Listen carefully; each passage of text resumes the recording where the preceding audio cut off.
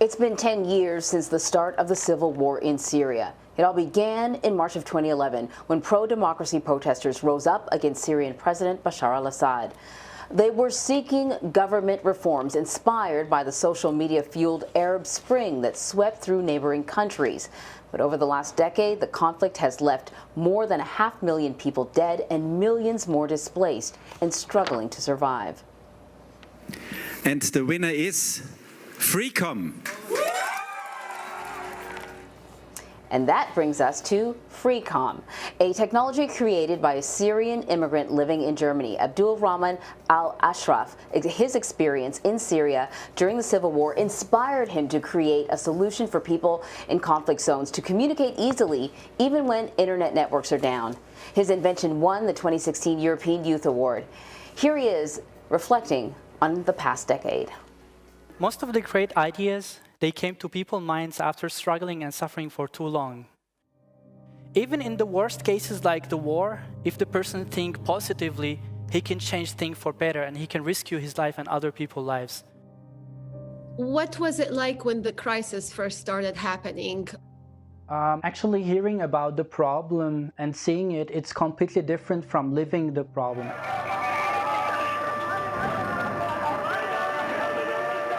You could really literally walk in the street and then a rocket fall on you. You go to job, you go to university, and you have to continue your life normally, and you don't know if you are coming back home or not.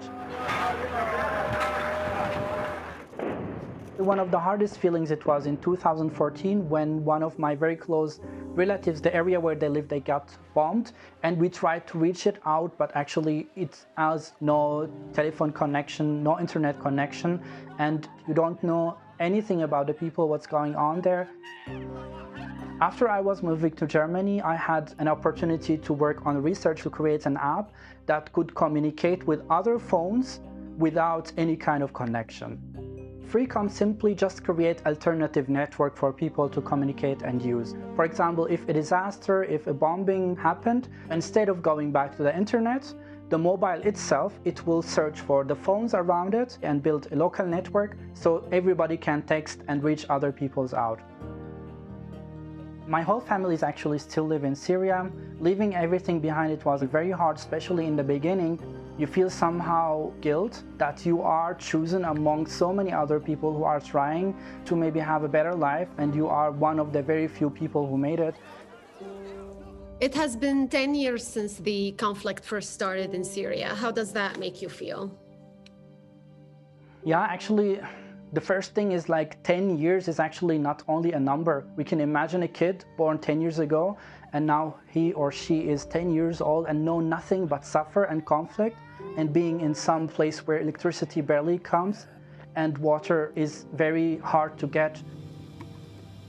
Somehow our modern life system allowed us to see a lot through media and internet, but also isolated us emotionally from each other.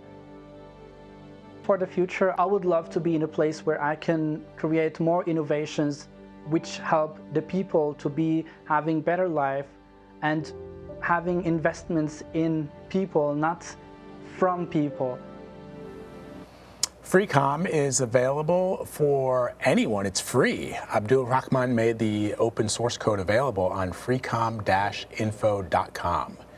For more information on the Syrian crisis, let's bring in Nour Idriss. He's a video producer for CBSN and the one behind the piece you just watched. So you were stranded in New York by the ongoing civil war. Tell us about your personal journey, Nour. Hi, Vlad. I came to the United States in 2012 from Aleppo for what was supposed to be a 2-week conference in the United States. I had not planned on staying because when I left Aleppo, it was safe. It was still spared from the majority of the chaos in the country. It was very late to join the conflict.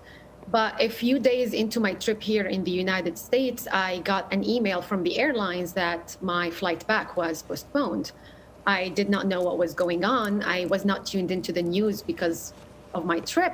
When I did, I learned that the rebels had seized Aleppo and the airport was shut down. No flights were going in or out.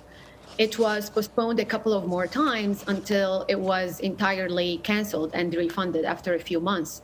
And that's when I knew I had no other option, and I stayed. I cannot imagine the stress of and anxiety of not only not knowing what your future is going to be, you thought you were going away for 2 weeks, but then not being able to help your family and your friends back home in Syria. Do you still have family in Syria? What is their current situation? If you do, I mean, how are people living there? As a matter of fact, yes. Most of my immediate family still lives in Syria. My parents do. Although a few years into the fighting, they had to be displaced from our apartment as well. And they could not go back until recently. When they did, I asked them to take a video to see the size of the destruction. And I could not believe what I was seeing. I could not believe that this was our home. This is our living room, our kitchen, my terrace where I used to sit and play with my cats. It is devastating to watch. And the sad thing is that although right now most of the fighting calmed down and people might not be as worried about dying from a bullet or a bomb, but more from hunger, because the war left the economy in extreme distress, the economy and the infrastructure. So when I left Syria, $1 used to equal 50 Syrian pounds.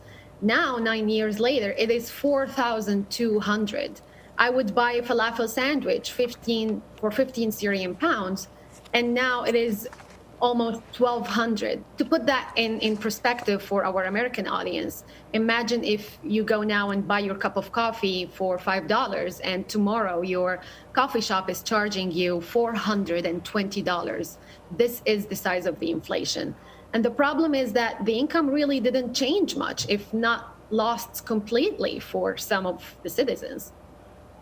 That is absolutely remarkable. And yesterday, when we were marking the 10-year anniversary of the start of the Civil War, Nour, I was telling Anne-Marie how most people may not realize how modern Syria was as a country prior to the start of the Civil War. I used to drive from Jordan, in some cases from Lebanon to Damascus when I worked in a completely different industry to meet with clients, and it was generally the highlight of when we would travel to the Middle East for business, going to Syria was generally the highlight of our trip, along with nightclubs in Beirut when we were not working, because it was such an amazing, remarkable, vibrant country.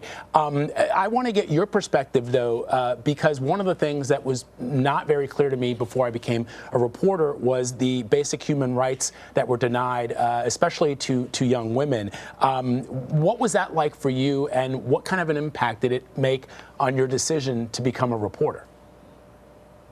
I don't know if I would call it human rights denied as much as a cultural restriction. So, for example, when I was back home, I actually did not major in journalism, and I definitely did not work as a journalist.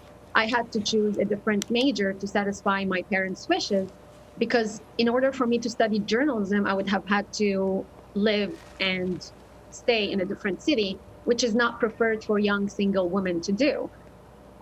So when I came to the United States and I realized I'm here to stay, I have a blank page that I can write on it whatever I wanted.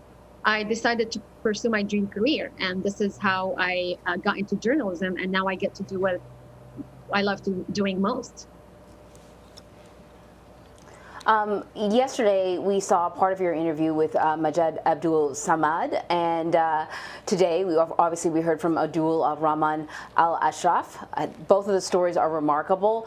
Syrian immigrants who took the opportunity, young immigrants who took the opportunity to get out when they did, but they have not forgotten about the people that are in Syria and are working to change the lives of others. I'm wondering what your biggest takeaways from your exchanges with them have been. And also, I'm curious, you know, we heard about kind of a little bit survivor's guilt in the last video. And I'm wondering if that is something common among the Syrians who, maybe even something that you might have felt among the Syrians who managed to get out. Yes, actually, Maria, I spoke not only to Majed and Abdulrahman, but I actually talked to a few other Syrian immigrants. And the interesting thing is that all the people that I talk to, and the majority of the Syrian immigrants in general, are young. So not only they needed a safe place to live, but also a stable environment where they can have a job, where they can have options, where they can start a family if they want to. And they all seemed to have one answer in common, is how grateful and how lucky they feel that they got this opportunity. They realize how unique it is, and they are working their hardest to make the most out of it.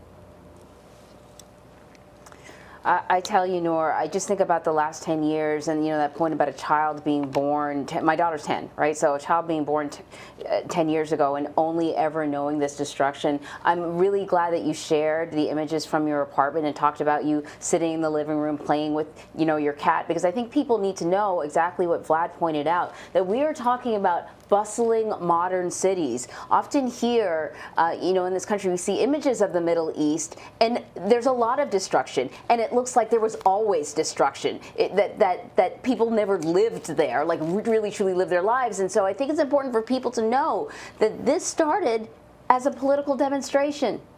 It's something that's very common, and this is where we are 10 years later, and very few people have sort of a clear path to how Syria can become the country that it was before. But people like you sharing your story makes a huge difference. Thank you so much, Nour.